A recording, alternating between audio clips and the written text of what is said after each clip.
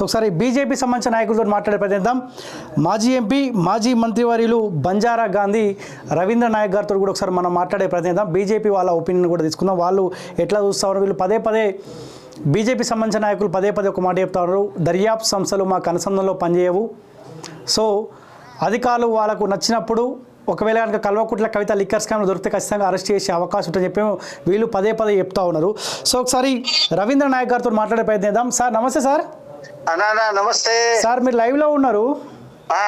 So మళ్ళీ చాలా రోజుల తర్వాత లిక్కర్ స్కామ్ అంశం తెరపైకి వచ్చింది. సిబిఐ అధికారులు కల్వకుట్ల కవితకి నోటీసులు ఇచ్చినారు 26 తారీఖు హాజరు కావాలని. సో 24 తారీఖు కనుక కల్వకుట్ల కవిత హాజరైతే అరెస్ట్ అయ్యే అవకాశం ఉంటుందా? ఇప్పుడు అది ప్రెడిక్ట్ చేయడం కన్నా లా మాత్రం ఇప్పటికైనా కరెక్ట్ డెసిషన్ తీసుకోవాలి.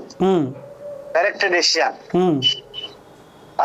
తీసుకొని యాజ్ పర్ లా చర్యలు ఉండాలని నేను ఈ విషయం అందరికి అన్ని పార్టీల వాళ్ళు తెలుసుకున్నారు కాబట్టి ఇప్పుడు మిస్టేక్ జరగదు, తప్పకుండా యాక్షన్ ఉంటది. దాన్ని యాజ్ పర్ లా వాళ్ళని మాత్రం కేసీఆర్ చెప్పిందే, తను గాని తన కుటుంబం వాళ్ళు ఎవరైనా కరప్షన్ చేస్తే వాళ్ళు ఊచలు లెక్క పెట్టిస్తా అన్నాడు కదా.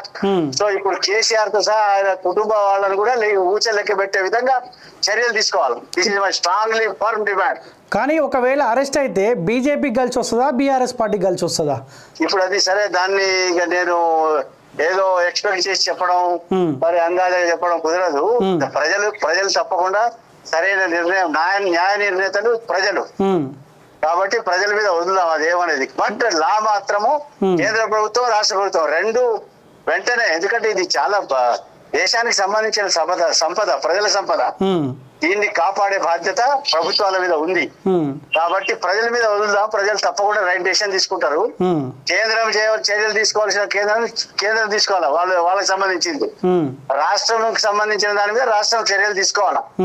నేను ఒక తెలంగాణ మరి ఉద్యమకారుడిగా, ఒక మాజీ మంత్రి, మాజీ ఎంపీగా, ఒక సీనియర్ పాలిటిషియన్ గా, నేను 1970 నుంచి రాజకీయాల్లో ఉన్నా యాజ్ ఎ స్టూడెంట్ గా. 50 సంవత్సరాల్లో ఇటువంటి అవినీతి, ఇటువంటి కేసీఆర్ లాంటి ఒక వ్యక్తిని ముఖ్యమంత్రి నేను చూడలే. So this should be stopped. దీన్ని ఇప్పుడు కేసీఆర్ కు ఎలాంటి అవకాశం ఇవ్వవద్దు. ఎవరైనా వాళ్ళకి హెచ్చరిస్తున్నా, కేసీఆర్ కి ఎవరైనా పరోక్షంగా గాని ప్రత్యక్షంగా గాని మరి మద్దతు ఇచ్చే వాళ్ళు జాగ్రత్త అని నేను జాగ్రత్త పరుస్తున్నాను.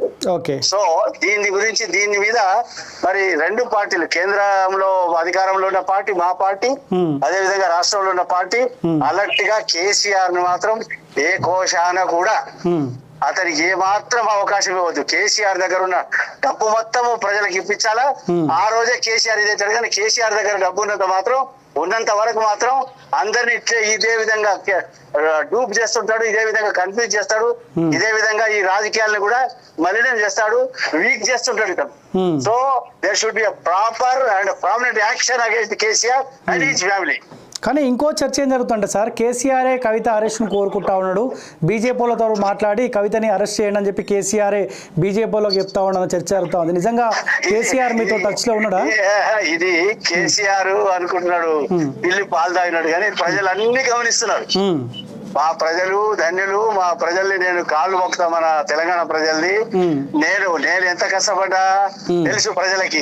ఏది ఒక సామాజిక వర్గాన్ని ఎస్టీలుగా గుర్తింపజేయడం, పార్లమెంట్ లో తెలంగాణ గురించి ఫస్ట్ రాజీనామా చేసిన ఎంపీగా నేను, తెలంగాణ గురించి పార్లమెంట్ లో మాట్లాడింది నేను.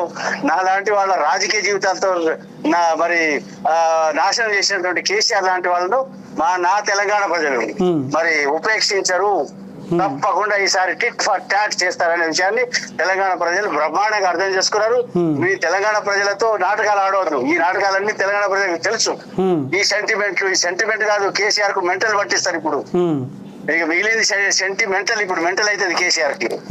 ఇది చర్యలు ఉండాలని నేను కోరుకుంటున్నాను. Okay sir, right. Thank you so much sir. Thank you. So ఇది మాజీ మంత్రి భారతీయ జనతా పార్టీ సీనియర్ నాయకులు రవీంద్ర నాయక్ గారు చెప్తారు. ఖచ్చితంగా సో భారతీయ జనతా పార్టీకి బీజేపీకి ఎటువంటి సంబంధాలు లేదు. సో బీజేపీకి బీఆర్ఎస్ పార్టీకి ఎటువంటి సంబంధాలు ఉన్నాయి. సో కేసీఆర్ కావాలని ఇలాంటి ఎత్తుగడలు, ఇలాంటి డ్రామాలు ఆడే ప్రయత్నం చేస్తాడని చెప్పి సో భారతీయ జనతా పార్టీ సంబంధించిన నాయకులు చెప్తా ఉన్నారు. సో ఏదేమైనప్పటికీ ప్రజలారా అబ్జర్వ్ చేస్తూ ఉండండి, ఎందుకు ఈ లిక్కర్ స్కామ్ అంశం తెరపైకి వచ్చింది. నిజంగా రాజకీయ నాయకుల లబ్ధి కోసం వచ్చిందా, నిజంగా అవినీతి పరులని, ఎవరైతే ఈ పేద ప్రజల సంపదని కొల్లగొట్టే ప్రయత్నిస్తారో వాళ్ళని లోపడేసే ప్రయత్నం చేయడానికి ఇలాంటి ప్రయత్నాలు చేసిరా? ఒకసారి తెలంగాణ సమాజమా ఆలోచన దయచేసి మీరు కూడా కామెంట్ పెట్టే ప్రయత్నం చేయండి. లిక్కర్ స్కామ్లో కల్వకుట్ల కవిత అరెస్ట్ కాబోతా ఉందా? ఒకవేళ అరెస్ట్ అయితే బీఆర్ఎస్ పార్టీ కలిసి వచ్చే అవకాశం ఉంటుందా, లేదంటే బీజేపీకి కలిసి వచ్చే అవకాశం ఉంటుందా? దయచేసి కామెంట్ పెట్టే ప్రయత్నం చేయండి ప్రజలారా.